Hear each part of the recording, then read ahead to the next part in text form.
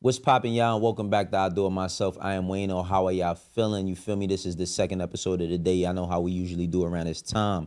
You feel me? If you know what you got to do though, you know what you got to do. You got to hit them subs. You got to hit them likes and run up that hype. I've been talking about doing this episode for a minute, but I haven't, and I just been putting it off a bit because I just been busy with so many things. Y'all know I'm, currently working really, really hard to get this merch off the ground, this merch line. I really want to be able to do collabs with brands one day maybe get my own sneaker, all of that stuff. And it's going to happen for me. Trust and believe, because I'm not going to give up on nothing it is that I'm doing, and y'all shouldn't either. But we had kind of, I'm not going to say we've drifted. We've kind of gotten away. And I'll say I'll take sole responsibility and sole accountability for that. We talking about a lot of stories that's revolving around music or artists and stuff, but not necessarily the music, which, I mean, listen, I'm not going to stop talking about news that I want to talk about, regardless to what anybody feels like. I'm going to talk about shit that I feel like talking about, period. You feel me? But I do want to make sure that we keep a grounding in this music shit, because that's the reason why I'm sitting in front of y'all today, is because the life that hip hop and hip hop culture has afforded me. And I wanted to go over my top 5 albums not nominated for a Grammy. Now listen, do Grammys matter? Yes, they do. I'm not gonna sit here and say that Grammys don't matter at all. They definitely do matter. I think that all of us love to see our favorite artists achieve things on a high level. We love to root for it. We love to argue about it, what one person has versus the next. I mean, that's the whole basis of sports, period, right? Like, we always arguing about how many rings somebody has. Like, let's just keep it 1,000. Michael Jordan went 6 for 6. LeBron could have 10 right now, but he lost 6 times.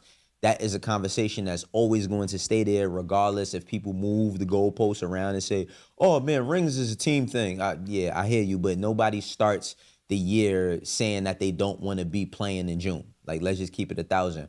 Tom Brady, for instance, you could go on and on and on and on for days and days about ring culture and just accolades and shit, right? Like, it's always cool when your favorite artist wins it, but when your favorite artist doesn't, then you're like, oh, it don't matter, it don't matter. Now, does this determine what's the best things to us? Nah, like, just because an artist doesn't win a Grammy doesn't mean that I don't cherish or like their music, or I'm gonna like their music any less, right? But when an artist does win or they're nominated, it does feel good to see your favorite music get the accolade. You feel me? Even though we seen people say that you could pay for them shit. You feel me? But let's go through the album. So I want to start from my last to the first. So coming in at number 5, Rome Streetz and Conductor, Transpotting. Now, I'm going to keep it 1,000 with y'all. I was a little bit late to the party on Rome Streetz, specifically to this album. Now, I've seen Rome over the years doing this thing. You know what I mean? Of course, through social media, hear him on the feature, might hear a song here or there, but I never really took the time to get into his music. And when I started to get into his music, I was in the gym one day and I say, yo, you know what? Let me listen to some Rome. And I listened to this album, and I ain't gonna lie, man, this nigga talking crazy. There is a space that's still available and still provided for people who love bars and love beats and love bars along with beats and love people that's just making rap about rap, shit that they going through, fly shit, talking crazy. Like we've always loved that. Like, for myself, I want to always keep myself in a driver's seat of how I got into music, and that was just by simply listening to music, not reading the Billboard, not waiting for the Grammys to tell me what's popping. I did used to read the source to tell me what was popping, but that was my playlist back in the day. Or I did buy a DJ Clue tape or a DJ Envy or Cutmaster C or Ron G or Doo Wop, you know what I mean? Or K Slave, rest in peace. We did that. That's how we stayed in tune. You feel me? And I want to highlight 3 of my favorite songs off of each project. So like I said, Rome Streetz and Conductor. Transpotting. Runny Nose is one of them joints. You feel me? Ricky Bobby and 99 Attributes. If you if even if you feeling like, and I want to keep this consistent throughout each album that I mentioned, even if you feeling like, I don't know if I would mess with it, just listen to these songs that I'm telling you, right? Now my next one is from a woman. And I don't know if you're going to guess the woman that I picked. You know what I'm saying? People might think it's Cardi B. It ain't. It's actually not Cardi B. My number 4 album that I feel like is one of the best albums to drop this year, and it's not nominated for a Grammy. And I don't necessarily see this album being circulated a lot, is Monaleo's Who Did the Body. No, I was not paid to say that, because I know what a lot of y'all niggas is going to think. He just saying that because such and such cut him the bag. Let me tell you something. Don't none of these people pay me.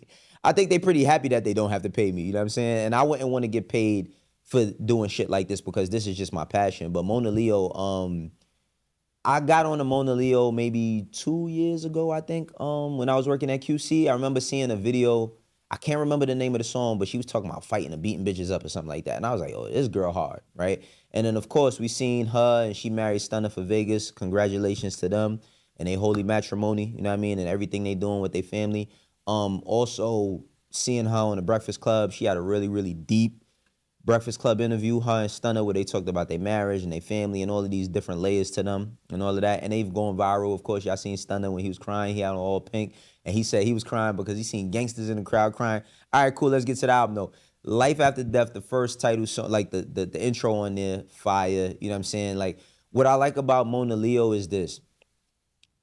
Monaleo, her music is not, fly me out. Fly me out. Put it in this hole. It's not that. You know what I'm saying? Now, do she got the ability to make them type of records? Yes. But her music is not based on that, nor is her music that. She be talking about a lot of real shit that she's going through. So Life After Death, Tamara Hall, and then Putting You Down. Like, Putting You Down might be the song that you've heard on your girl used it for her reel, or you might have heard it in a like a meme or something like that. But she's doing her thing. Let's just salute her on that. The third, because we going in order backwards, right? So the third album is The Emperor's New Clothes by Raekwon. Yes, The Emperor's New Clothes by Raekwon. I was going back and forth between this and Supreme Clientele by Ghostface Killah. Thing with Supreme Clientele by Ghostface Killah, very, very, very, very good album. To me, not Supreme Clientele. I hope he don't take that as disrespect. It's not. You feel me? Supreme Clientele came out. I was still a teenager when that album came out. Meant something to me then. Means something to me now. I don't know if this is the sequel, but that's what he calls it. Let's go through my favorite 3. One Life with Stacey Barth, right? Omerta with Nas, the Omerta with Nas, and of course you got the 2 versions of that. And then Get Out of Here featuring Ghostface, right? Now, for the second album, right? The number two in this, you can make it into a playlist. But Alfredo 2, Freddie Gibbs and Alchemist. Listen to me when I tell y'all niggas this shit. And niggas. Freddie Gibbs, he go through a lot of shit online. You know, whether it's him and him going at Spitter, him and Academics, him and Gunna, him and Griselda, getting jumped, his baby moms, the whole spready. Never clicked on that link, and I hope you didn't either. But he go through a lot online. With that being said, this nigga be putting out some of the best music in the marketplace every time he drops. Like, I don't think he's ever in question whenever he drops a project. With that being said, let's go through my 3. You got 1995, which intro. I got a thing for the intros, right? Enchilada, featuring Anderson .Paak. Gold Feet, featuring J.I.D., which I feel is the best verse on the entire album, which ain't fair to Freddie, but it's Freddie's song. So, and then the reason why I only put a 4th, the only reason why I put a 4th is because I'm going to just tie it with Gold Feet, Lavish Habits. Lavish Habits, the beats. Let me tell you something. Alchemist, man. Alchemist is a fucking master, bro. I don't know. I feel like there's imperfection, right? Like, there's nothing that is perfect, right? But Alchemist beats are fucking perfect, yo. Like you can never go wrong with an Alchemist beat. It's so many like variable. It's so many like albums I wish I could just like press it and put Alchemist with it and it could just happen. I remember one time, this when I was at QC, I had asked Alchemist. I saw Alchemist at a crypto event in New York. And I asked him, I said, yo, bro, I really want you to work with Takeoff. This is in 2022. Rest in peace to Takeoff. And he was like, man, he said, yo, like, I've always liked those guys. He said that he actually has a song. He had a song with Mac Miller and the Migos, or it might have been Takeoff and Quavo or Takeoff and Offset. But he said, yo, I know for a fact that there's a song that exists with Takeoff and Mac or something like that. And he's like, I did the beat and shit. And I'm like, yo, bro, because Takeoff, his voice, his tone, even his beat selection, I feel like his flow would have been perfect to work with Alchemist. Unfortunately, we lost Takeoff in 2022. But, I wish I could have made that happen. That's one of my A&R dreams when it come to Alchemist. You know what I mean? But Alfredo too. And now for the finale. I'm pretty sure you could kind of guess what it is. Keep in mind, these is albums that are not nominated for a Grammy. So take away, of course, Chromacopia by Tyler Creator, because y'all know that Tyler's one of my favorite artists. Take away the Clips, which I believe have Rap Album of the Year. Take away GNX, you know what I mean, which again is nominated for Grammys. And we doubling back on Alchemist, man. Life is Beautiful, Larry June, and 2 Chainz and Alchemist. Let me tell y'all this shit right here, y'all. As you get older, there is not a lot of times where you feel or can see as an older man getting older that you can relate to raps. Even for a lot of artists your age or older than you. For me, I've changed. Like, I ain't in the streets. I don't do nothing in the street. I'm not in the streets. I ain't at nobody gang meetings. I ain't at nobody powwows. I ain't putting no money on nobody's head. You know what I'm saying? I ain't pulling up on a back block and picking up a brick. So listen, a lot of the music that once resonated with me, whether I was doing things like that or not, doesn't. Because it just don't hit the same. And I just be like, yo, as we get older, you want to hear music from perspectives from men and women that you can relate to at that age. You feel me? Like, we could think about the classics and all that. We could remember where we was at when them joints came out. We could remember what we was doing when we copped the tape or the CD, broke that package open, looked at the credits, all of that shit. But how many times today in 2025 can we get music that we can either say, oh, now I could really vibe to this, you know what I mean? This connects with me, like directly connects with me. And I feel like that's what Life is Beautiful is. I got a chance to talk with Larry June at Camp Flog Gnaw, and while we spoke, I asked him if he was going to drop some orange juice. He said he was working on some stuff. And I told him, hopefully one day I could get the opportunity to kick it with him on the Come Home With Me couch and talk about ginger shots and parenting and shit like that. And that's what I loved about this album. I felt like for 2 Chainz, and I said this to Larry, that he kind of brought Chainz into his world, but Larry said the same thing. He said, man, Chainz brought me into his world. And it was like, you know what I mean? It was a 50-50 thing, and they both contributed heavily to this project. But when I tell y'all, man, this shit is golden. I feel like, honestly, for Life is Beautiful and for Alfredo 2 to not be nominated for Grammys, specifically those 2 albums, is insane. With that being said, let's talk about my top 3. Munyon Canyon, right? The intro. Then we got Bad Choices. That's another one. Bad Choices and Any Day.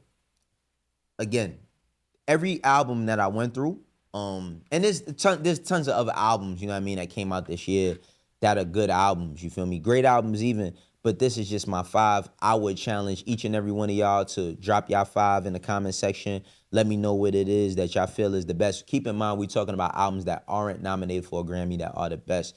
So keep that in mind when you are writing your albums. But man, listen, I feel like if all of these songs right here, if we make these into a playlist, we kind of got to divvy them up, not put them all together. This is a hell of a thing going. And I want to give a very, very, very, very, very high honorable mention to Playboi Carti's Music, I Am Music album. You could not like Carti. You could don't like how he dressed, don't like the shit that he does. Evil Jordan, one of the best fucking songs out. Feel me? It's one of the best songs.